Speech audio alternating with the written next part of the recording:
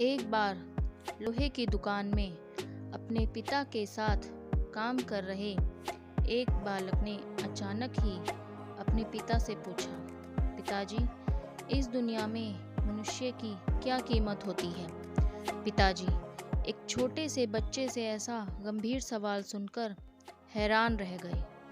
फिर वे बोले, बेटे, एक मनुष्य की कीमत आंकना बहुत मुश्किल है, वो तो अनमोल है। बालक, क्या सभी उतने ही कीमती और महत्वपूर्ण हैं?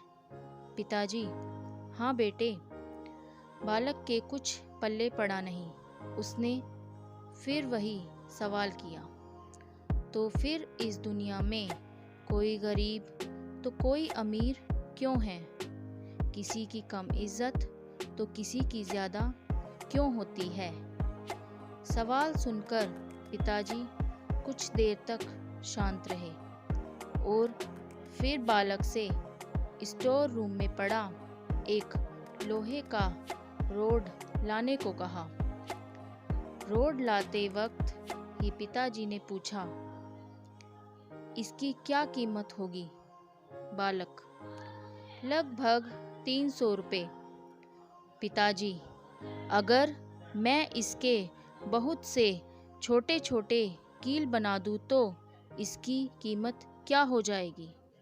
बालक कुछ देर सोचकर बोला, तब तो ये और महंगा बिकेगा, लगभग 1000 रुपये का। पिताजी, अगर मैं इस लोहे से घड़ी के बहुत सारे स्प्रिंग बना दूं तो? बालक कुछ देर सोचता रहा और फिर एकदम से उत्साहित होकर बोला, तब तो इसकी कीमत बहुत ज़्यादा हो जाएगी। पिताजी उसे समझाते हुए बोले, ठीक इसी तरह मनुष्य की कीमत इसमें नहीं कि अभी वो क्या है, बल्कि इसमें है कि वो अपने आप को क्या बना सकता है। बालक अपने पिता की बात समझ चुका था।